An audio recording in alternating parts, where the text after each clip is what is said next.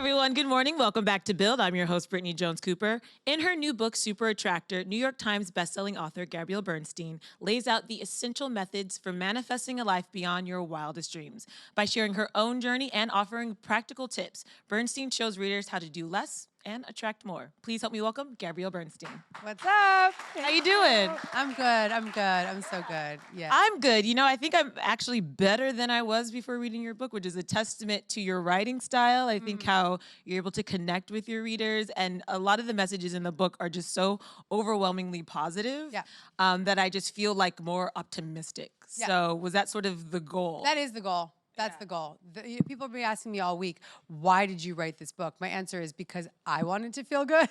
And I knew that if it made me feel good, that the reader was going to have that exact same experience. So thank you for putting the manifestation into form. Thank you. I mean, just the way you talk about this whole kind of experience and this journey, and it's because things are so negative right now, it almost feels like the world is in turmoil in a lot of different ways. And you can feel it, right? It's super palpable. Yeah. And I think you remind us that we all have our own responsibility to bring improvement in the ways that we can and being positive. Yeah, that's a good question and a good comment because, I did talk last night for the book launch. Someone came up on the stage. This is a very common question that I get in my audiences is, okay, well, I'm living this privileged life here in New York City and I have all these great things happening to me and I'm going to read Super Attractor and I'm going to attract more, but I feel guilty living in that way. I feel guilty with all the good stuff because so many people don't have it. Right? And my response was, it's our responsibility to lean into the good stuff and feel as good as we can, because when we elevate our energy, when we feel better, that's when we have a ripple effect on the world and have a higher service to others. So we can't minimize our own happiness because others don't have it. We have to elevate our own happiness so that we can be in the service of others. And you describe that as sort of being in alignment with the universe, right? Yeah. That's how you're like happy within, and that's how you're aligned with your mission and your passion. Why was that the focus of this book? Because you've written like 9 This other is books? No. 7. This is my 7th book. Okay. Did you say 900? Is No, that what you I said? said 9, but in the book, I think you have some journals that were on. I have many journals. I have other products, but I have 7 books. Yeah, 7. Why was this the focus of this one that you really wanted to help your readers understand? Totally. So all of my other books are almost like a setup for this book, because they're a lot about releasing fear and transcending your limiting beliefs. And this book is like, okay, you've done the work and it's go time. Let's get to a place where we can feel good now. And it's exactly what you had mentioned earlier. There's a lot happening in the world and we can't dwell in the negative. We have to have tools for proactively shifting our energy now, not 5 years from now. And by no means does that mean that we don't take the necessary steps that we have to heal things, but that we have the practices for transforming our energy in the moment. Yeah. And you also mentioned that when you started writing this book that you had just come out of a period where you weren't aligned and where you were feeling sort of.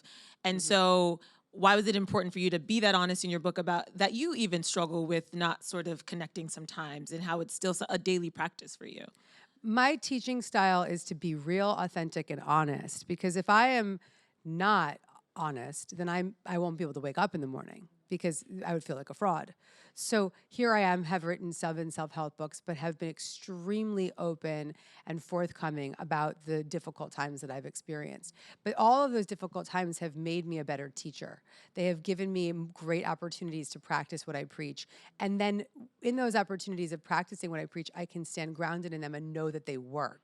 So by the time I started writing this book, I was like, I'm just so psyched to be writing this book. I'm ready to feel really good right now. So it worked. And some of the ways that you help people connect with what you're trying to explain is sharing your fertility journey. Yep. And the difficulties you had over 3 years trying to conceive. Yes. Congratulations, by the way. Thank you. You do have a little boy. Thank you. Yes. So that's always just really lovely to hear, because I know that's such an emotional journey that a lot of women are on. But in what ways did that journey help you sort of understand or verbalize this notion of aligning to the universe? So a lot of that journey had a lot of shame and guilt and sadness and comparison and lack. But then when I decided to turn it around and start to lean into what was thriving and lean into what was working and start to really believe and align with the principles that I teach and preach, everything started working out. I started to receive a lot of synchronicity, guidance, support, support beyond my physical sight. Just started to see a lot of things unfold in front of me, and really let go of the rope, allowed and surrendered. And that's when my son was able to come into the world. And how has he impacted your practice, I guess? He strengthened it. I unfortunately had not unfortunately. I'm actually grateful for this experience now because I'm beyond it. I'm healed, or still in the healing journey. But I had postpartum anxiety and depression and insomnia, and that was something that rocked me to my core. But what it gave me as I started to get help was this opportunity to go deeper in my own spiritual faith and practice, and that is one of the greatest gifts I've received from this child. Sometimes he's giving me gifts just as a human being, but that experience of hitting such a low bottom to only crack open to what's even more available to me has been a gift. It's just interesting because you had just written a book, and then you go through this experience where I would imagine you have to then utilize a lot of the things you wrote Oh, about exactly. in the book. Yes. In the book, I say that, the secret to feeling good is just to stop choosing to feel bad, right? So to decide that I don't want to feel bad. And a lot of people out there that are really suffering, people that are having depression or having financial insecurity or having traumatic memories, they could sit there and be like, well, that's nice to hear you say, but how can I decide to stop feeling bad? Well, I lived that when I was going through the postpartum. I had to really return to these principles. And even in my darkest moments when, biochemical issues are on the rise and I'm really uncomfortable, I had to really lean into, well, what's the best feeling thought I can have today? And the feeling thought goes into that choose again method. And I don't want to give away too much from the book, but I think you go really into the book. So what is the sort of like brief overview of what that means, what that like when you have to choose again and kind of change? Yeah, this your is thinking? a very important principle throughout the book. And it's to witness and notice your thought and the fearful thoughts that you're having on repeat and notice how they make you feel. The second step is to forgive the thought and forgive yourself for having the thought. Because once we start to look at our negative thoughts, we're like, oh no, I'm a head case, or I've got all these problems, or whatever it is. Look at the thought and forgive the thought. The third step is to choose again. And that choose again beat is to really reach for the next best feeling thought. So when I was going through the postpartum, the next best feeling thought that day might have been, I got an extra half hour of sleep that I've never had before, and maybe that's a good sign. I got some sleep. So leaning to the next best feeling thought. It's sort of like the gratitude journal idea where you look for the things that you actually that are going well for you. Focus on what's working, not on the problems. And that's something I have to practice every single day. I had to practice it this morning. This morning I wasn't seeking solutions, I was seeking problems. So then I remembered that I just have a book out today called Super Attractor, and I said, oh, choose again. That's so important to hear because it is easy just to get caught up, in your Yeah. own stuff. And it's nice to know that even somebody who's written 7 books, it's a daily thing that you have to be really aware of. It's a daily gig, right? I've written 7 of the books. I speak about them publicly. I come on these interviews, but I still get hooked. We all have some traumatic memories or things that just trigger us, and those triggers can become they become shorter and shorter. The time that we get stuck there becomes shorter and shorter. We don't believe in them anymore, and that's when you know you're in a path towards becoming a super attractor. And part of that is that emotional scale, which you talk about in the book in a lot of depth. And I think part of that is showing like 1 to 10, here are emotions, and being able to actually point to emotion and say, I feel that way. How do I get to this next place? I think will help a lot of people. I think a lot of people have a hard time even expressing how they feel in a moment. They're just like, I'm sad, but what kind of sad? Is it despair? Are you frustrated? Are you angry?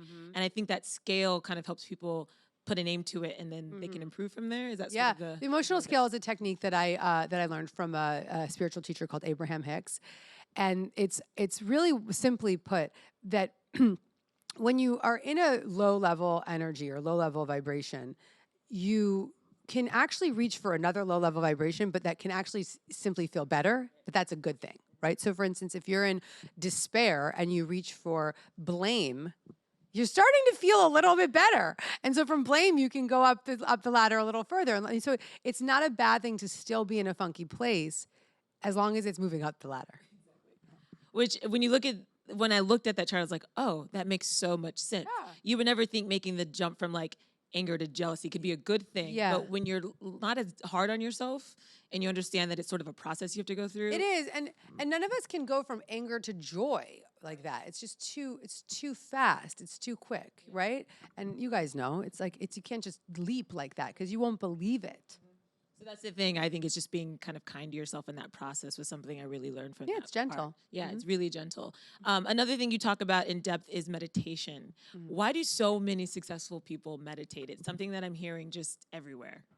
Well, meditation is the key to success. It's the key to happiness and joy, because ultimately, when we give ourselves the devoted time, the devotional time daily to still our mind, that's when inspiration can move through us. But when we're moving so fast and pushing and trying to control and trying to get things done and get things done and get things done, we are blocking that flow of inspiration.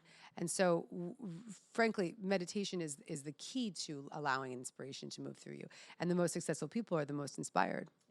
And you mentioned there's guides for people, which I love because, again, meditation is something that I think is really intimidating for a lot of people. Yes. But you also provide guides for people to sort of dip a toe into it. Yeah. Well, I really pushed the metaphysical envelope with this book, and I allowed myself to go further than I've ever gone before. So I talk a lot about spirit guides and angels and family members, deceased family members that are still supporting you. I give the reader the steps on how to connect to that spiritual relationship of their own understanding. I don't want to tell them what it is. They decide.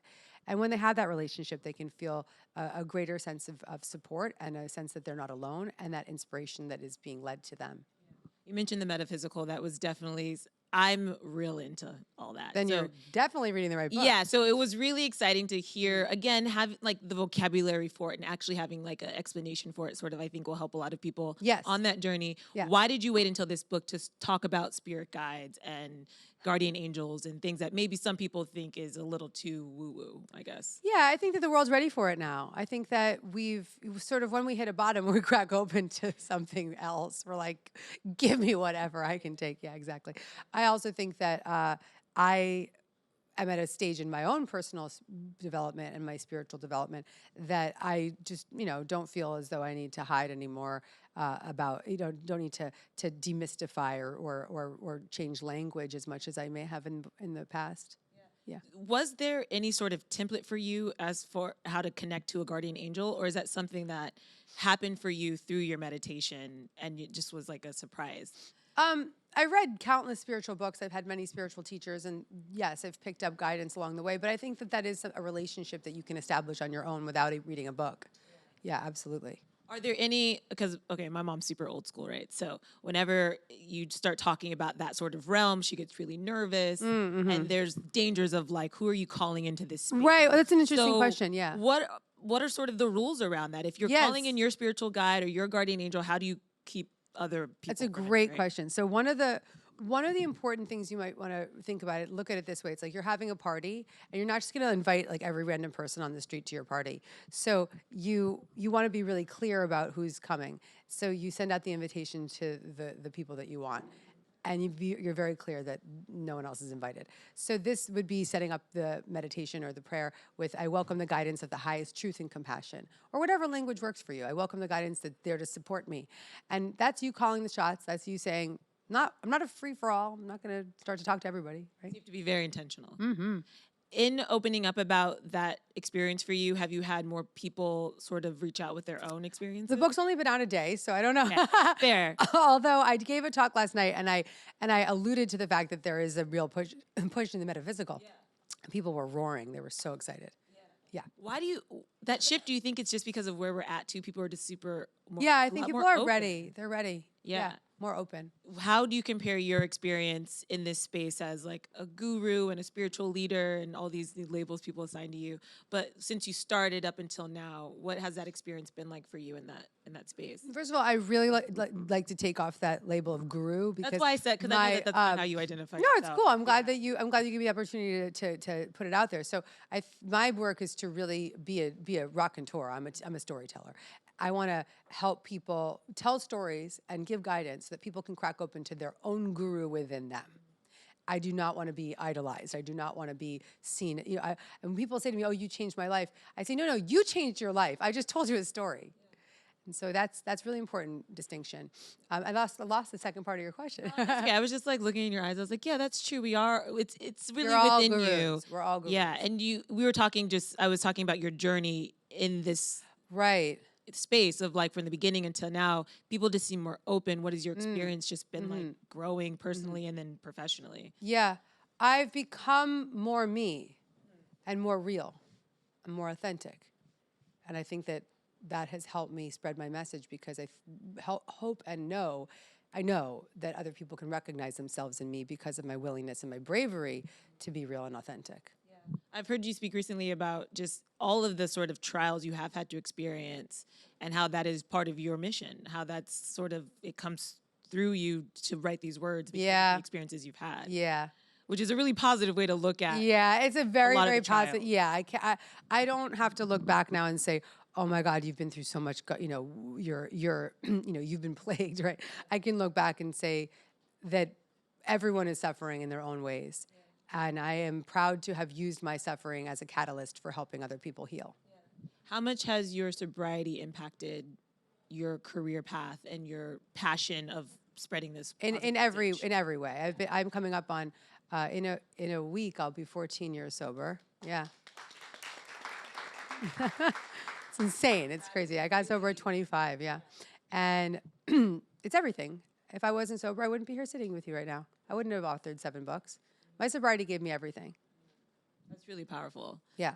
And there's so many nuggets in this book. I read it and I was telling you in the back, I feel like books come to you when you need them. And I feel like this is a book that I could pick up in a year and I would get something different out of it. Yeah. But is there an overarching message that you want people to take away? That it's good to feel good. Yeah. It's good to feel good.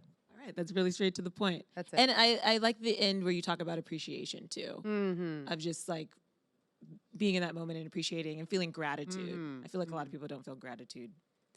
It's crucial to being connected to your super attractor power. Yes. Well, we do have a couple of questions. All right, bring it on. So who do we have first? Hi. We have a question from our online site at right. buildseries.com.